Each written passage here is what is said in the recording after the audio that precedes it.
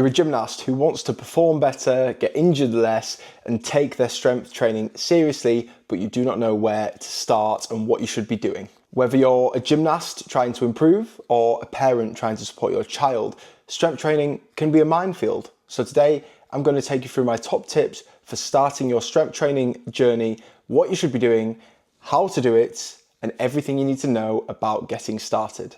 For those of you who may be new around here, hi, I'm Joe. I'm a Team GB gymnast and coach, and you may have recently seen me on your screens as I took on the Gladiators in that BBC One show, which is everybody's firm family favourite on Saturday nights. Over the years, I've learned a lot about strength training and how it should be done, what you should be doing from a gymnast to a coach's perspective, and these are going to be my top tips: where to start, how to do it safely, what you should be doing, because ultimately, it's a hard one. You could be doing so many things, you don't know where to start. This is going to narrow it down, meaning you can step into the gym or into your strength sessions, taking that first step to becoming a better, all-rounded, stronger, less injured gymnast.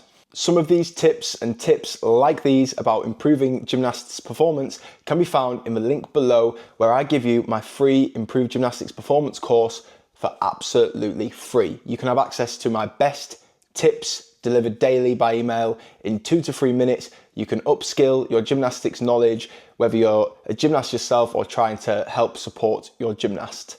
Hit the link below. These tips are going to be beneficial whether you're a young gymnast just starting out or a parent helping a young gymnast just starting out in the competitive environment or recreational environment, or a top elite performer who's not sure if they're doing everything right.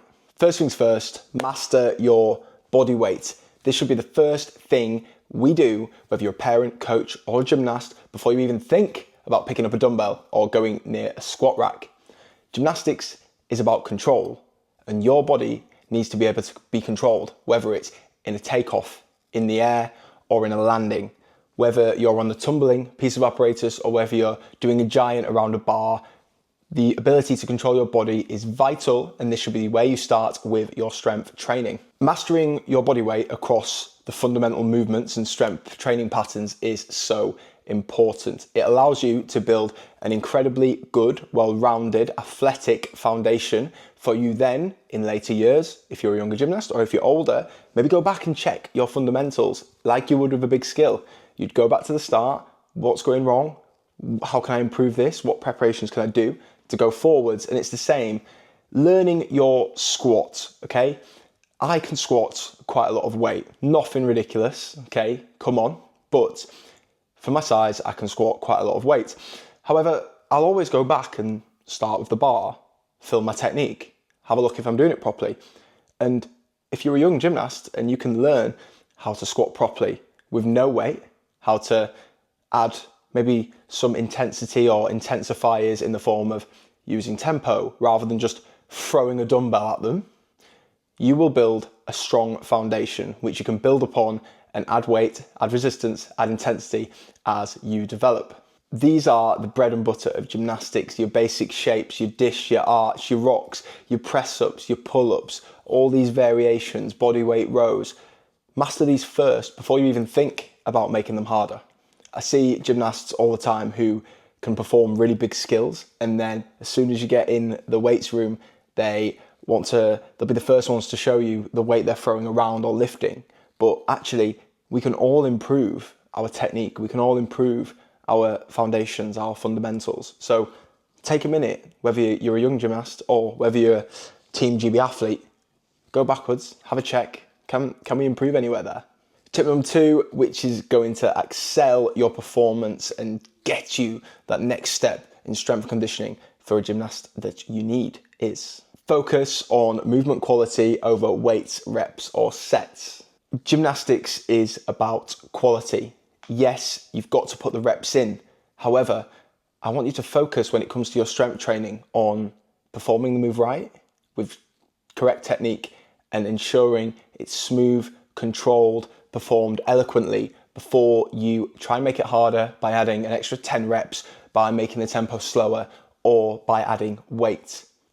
You can make a movement like the push-up or sit-up, whatever, incredibly hard without adding any weight at all. This is what we use on the accelerator course of our Gymnasts, which is our at-home strength and conditioning program. We don't get gymnasts to be throwing around barbells in the kitchen. We use all of the other aspects of progressive overload. How can we focus on the tempo? How can we make sure it's in a controlled manner? Can we add more reps? What are we doing? We make sure it is perfect, ticked off, box off before we even think about doing so, because the results can be amazing. You don't always need massive weights to train to be a gymnast. At the end of the day, like our last point, we're trying to maximize our performance of our body weight and what we can do with it. Focus on the quality of the movement and hitting full ranges of motion, whether that is in your flexibility bits or whether it is in your strength training, because the joints, these stabilizing muscles around the joints, are going to take a lot of flack, and maybe doing your squat a tiny bit lower, maybe just what you need to help strengthen your knees or ankles, that additionally bit. And yes, I know I spent most of my life squatting to 90 for maximal power and strength output. It has its place, but first, for these young gymnasts or even us oldies, we need to make sure we're looking after those joints as well. Things to think about: are you doing the movement correctly? Have a look at it, film it, watch it back, speak to an expert, speak to your coach, see what they think. All of these things, we become blind to the things we're not very good at, but we might be the first person to pick up on someone else's flaw. And it's the same with your strength training. They may have a way, they may have a little tip that just translates with you or you take on board, which helps improve your performance of that skill. Don't just chase numbers, chase quality, form, and performance. This is going to help you improve your performance and keep you injury free. Now, before we give you your final point, which is going to help you stay injury free, I've got to tell you about tip 3, and this one hits home big time. Train for the sport, not just muscles or aesthetics. I can relate with this one. I love bodybuilding style training. I love nothing more than getting in the gym, listening to ABBA, R&B, 50, whatever it is, and doing my curls, doing a heavy press, doing some heavy rows, whatever it is. But as athletes, we've got to make sure that our strength training is conducive to our performance and the sport we are doing. I'm not saying don't do your normal gym routine, but you need to ask yourself that question. Is my training going to help me better in what I'm doing in the sport? This is where I had a split. I would make sure I focused on my athletic movements in one session. Maybe it was my explosive power. Maybe it was lower extremity strength or upper body power, whatever it was. And then I would also make time somewhere else, added on to the end of a session, maybe after I'd been doing my gymnastics training, whatever, to still fit in those kind of bodybuilding style movements, bro split, because I enjoyed them. But they cannot come first if you want to be the best gymnast possible. Gymnasts don't need bodybuilding workouts, they need sport-specific workouts that help improve performance. That means trying to find exercises that mimic those found in gymnastics, or this applies for any sport you do. Thinking about how the core is used in the sport, not just trying to do little sit-ups. Can you add some rotational work in there? Things like using plyometric training to enhance your power, speed, strength, not just doing really heavy sets of 1 rep maxes on the back squat. Is your training actually what you do in the sport? Because that's how you're going to get better. That's how it's going to translate. That's what's going to make us all better. I like to utilize a lot of single leg exercises still in my program now, and I'm not even massively training to be a gymnast, but these exercises are so good because of the benefits they bring in a sport for explosive power, for helping work the muscle stabilizing joints around those major muscles that you are working. Many times throughout my career, I had to ask myself, am I training to be a gymnast or for looks? And it's not easy because I love doing curls. So next time you think about taking your little gymnast to the gym to do some weights that you do, Steve, I know you're doing that. Yeah, 50-year-old Steve out there. What can your gymnast do that's specific to the sport? My final tip, which I see all the time, is to train smart, not overtrain. One of the biggest questions I get asked as a coach who helps gymnasts improve their performance online with strength conditioning programs is, how do I fit it alongside training? And I get it. Throughout my teenage years, sometimes I was spending 6 or 7 days in the gym. Not always training, I was doing a little bit of coaching. Yeah, I'm not from the artistic background. You know me, I'm Sunday League team gym.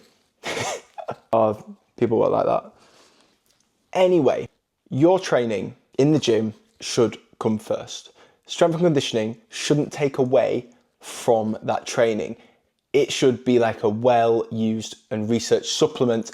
It should help it. It should be supplementary. It should improve your performance. This means not putting a heavy, intense strength and conditioning session or going for a 5-mile run before going to your gymnastics session.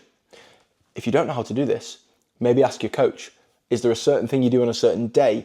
Have they got any thoughts or an opinion on what they could do or fit in alongside to benefit performance, not make it worse? I see and I work with gymnasts all the time who do an excessive amount of training in the gym because they think, and coaches always, there's this stigma still of the more hours they spend in the gym, the better they will be. To an extent, I get it, but we need to kind of question why they're doing those hours, what they're doing in those hours, because I believe that is equally as important. I would rather a gymnast had a nice social life alongside small, specific, intense training sessions, technically, with some supplementary conditioning sessions, and I think you can still get to a good, decent, elite level performance. Yes, you're gonna have to put in the hard yards before a comp, maybe before you're going for a selection, whatever it is. I recommend 2 sessions, 30, 40 minutes max alongside training each week that can be targeted, structured, progressive, helping your gymnast get stronger, fitter, speedier, more powerful without risking their training getting worse or making them injured. You don't need a fancy gym, Darren. You just need consistency and a well-structured program. If you're looking for a strength conditioning program for your gymnast to do, which can be done twice a week, 30 minutes from home, maybe with some resistance bands if we need to make it a little bit harder eventually, hit the link below. There'll be a link to our accelerator course, which comes with modules worth of course content from my years of experience as a Team GB athlete and coach, but also it gives you the workouts that you need for 12 weeks and exactly what you need, the blueprint to getting stronger and performing better as a gymnast or helping support your gymnast as a parent or guardian. Ultimately, throughout this, you should try and make strength and conditioning as part of your routine something that you can enjoy. Incorporate challenges, track it, maybe make it a bit of a game. This is how you're going to stay consistent, or your gymnast is going to stay consistent and actually do it. I see coaches use strength and conditioning as punishment, and it pains me because I want these gymnasts to grow up, learn the lessons from strength and conditioning, and be invested in the benefits it can actually give you. This video has explained where to get started with strength and conditioning and what you should be focusing. But if you need to see exactly what you should be doing to improve your lower extremity, leg strength, power, speed, I want you to watch this video here, which is going to tell you and show you exactly what you should be doing to get stronger and faster as a gymnast utilizing your lower body.